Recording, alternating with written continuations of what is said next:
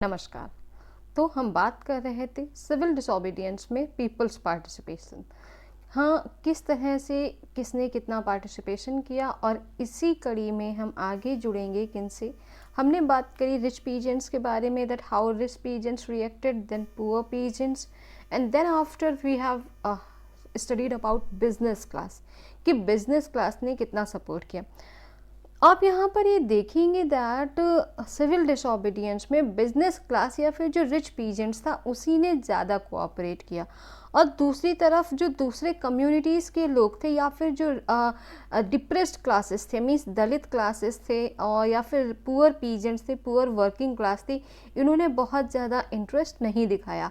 तो civil disobedience में हमें ये चीज़ देखने को मिलेगी, जबकि नॉन कोऑपरेशन में क्या था कि सभी ने इक्वली पार्टिसिपेट किया था।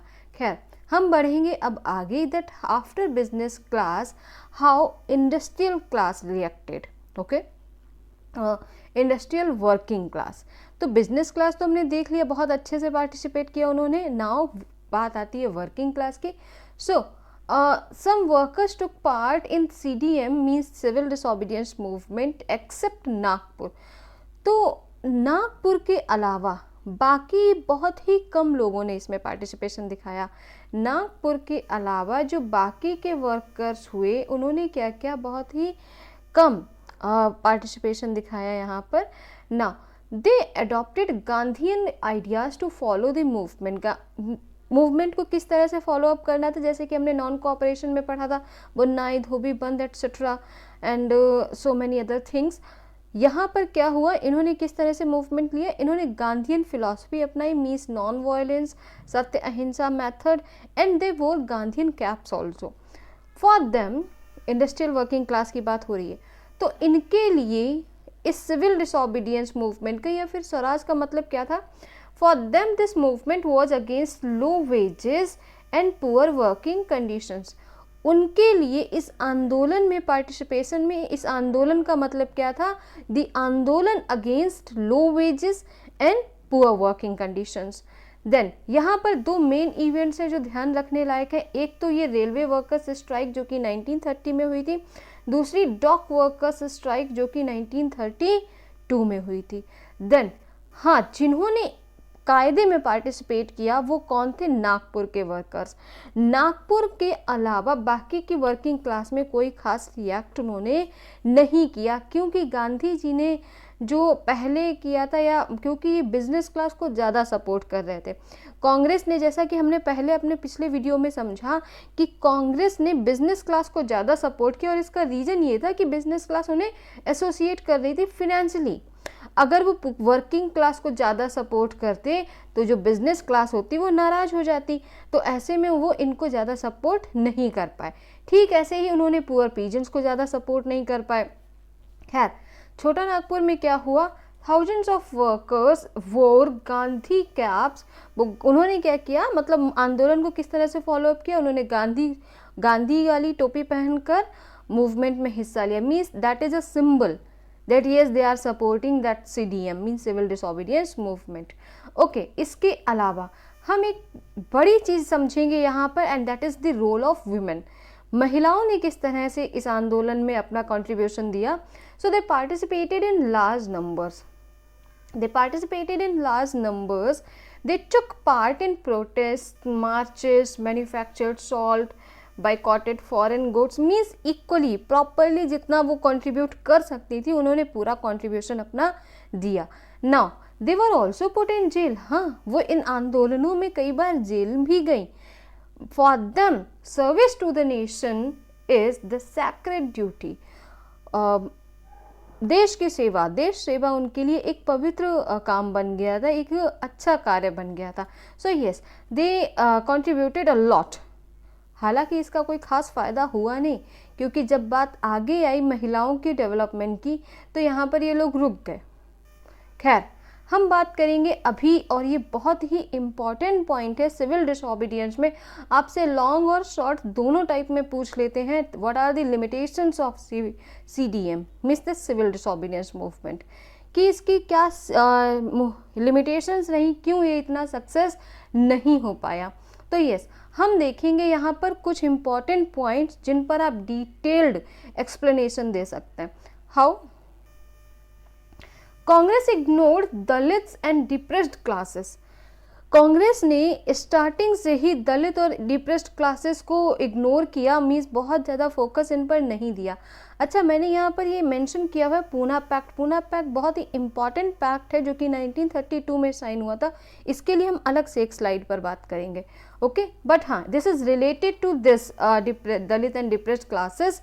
एक ऑर्गेनाइजेशन इस्टेब्लिश करी गई थी BR अम्बेडकर के द्वारा और पूना पैक्ट भी उसी से रिलेटेड है। खैर, मैंने यहाँ पर इसे मेंशन किया है ताकि आप इस पॉइंट को याद रखें।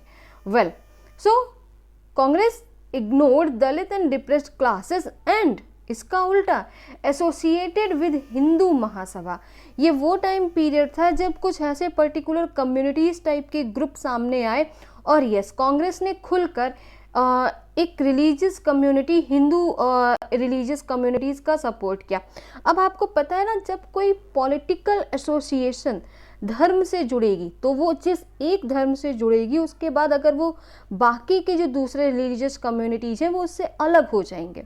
यस ना, एक पॉलिटिकल एसोसिएशन जब किसी एक पर्टिकुलर धर्म की तरफ झुकाव रखने लगेगी तो बाकी के जो धर्म हैं वो उससे अलग होने लग जाते हैं। So yes, this is the situation.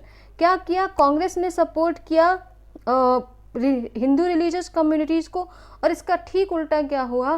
There was a distrust between communities alienated from Congress. ऐसे में कुछ कम्युनिटीज़ जो कि मतलब दूसरी कम्युनिटीज़ जो कि कांग्रेस से जुड़ी हुई थी, अब उनमें एक अलग डिस्ट्रस्ट आने लगा। मीन्स वो पूरी तरह से भरोसा नहीं कर पा रही थी that yes this is really a good kind of organisation और not. So Muslims did not respond to CDM। और हाँ, इनका हिंदू महासभा से एक तो उनके अंदर पहले से ही उनके दिमाग में ये भरा जा चुका था that yes in this country they will not be safe, okay. और ऐसे में कांग्रेस का हिंदू रिलीजियस कम्युनिटी की तरफ झुकाव होना मुस्लिम्स के अंदर एक और डर पैदा कर गया। So Muslims did not respond to civil disobedience movement.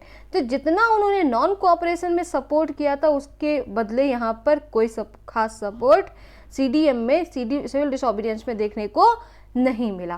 खैर, आगे बढ़े। Peasants etc. were disappointed when in 1931 Gandhi ji suddenly called off the movement। जब 1931 मीन्स उस गांधी इरविन पैक्ट के चलते इन्होंने अचानक से मूवमेंट बंद करा दिया तो इसका बहुत बुरा असर पड़ा लोगों पर। क्यों? क्योंकि लोगों की कुछ पर्टिकुलर डिमांड्स थी जो कि उन्हें पूरी करवानी थी, लेकिन गांधी जी ने बिना सोचे समझे मूवमेंट जब ऑफ करा दिया तो इसका असर क्या पड़ा कि उन लोगों ने दोबारा से जब 1932 में दोबारा ये स्टार्ट किए तो उन्होंने भी कोई खास रिस्पॉन्ड नहीं किया। Well, Congress supported rich peasants, industrialist, so working class didn't take part in CDM part 2, okay. तो 1931 में उन्होंने जो भी थोड़ा बहुत अपना कंट्रीब्यूशन दिया था, जब 1932 में उन्होंने दोबारा इस मूवमेंट में इनकरेज किया गया तो जो वर्किंग क्लास थी, जो पीजेंट्स थे, उन्होंने कोई खास इंटरेस्ट इस सिविल डिसोबीडियंस में नहीं दिखाया। अब आप यहाँ पर समझ रहे हैं कि सिर्फ जो रिच क्लास रही, जो बिजनेस क्लास रही, उन्हीं ने सपोर्ट किया। एक तरफ कांग्रेस का रिलीजियस बायस्ड हो जाना, रिलीजियस लेवल पर बायस्ड होना, इससे क्या हुआ, दूसरी कम्युनिटीज़ ने साथ छोड़ दिया। ठीक है, दलित क्लास को इन्होंने सपोर्ट नहीं किया क्योंकि ये कहीं ना कहीं ब्राह्मणिज्म की तरफ बढ़ रहे थे, तो इससे वो क्लास बिल्कुल अलग हो जाती है जो कि एक बड़ी संख्या में लोग थे। तो यस, ये सारे रीजंस रहे जिससे कि सिविल डिसोबीडियंस बहुत अच्छे से परफॉर्म नहीं कर पाया। ठीक, सिविल डिसोबीडियंस से जुड़ा हुआ हमारे पास बस एक मुद्दा है, दैट इज पूना पैक्ट। और पूना पैक्ट बहुत इंपॉर्टेंट पैक्ट है जो कि BR अम्बेडकर और गांधी जी के बीच में साइन किया गया। हम अपने अगले वीडियोस में पूना पैक्ट के बारे में बात करेंगे and yes we will try to finish up this chapter. Well, आज के लिए इतना ही। Thank you all.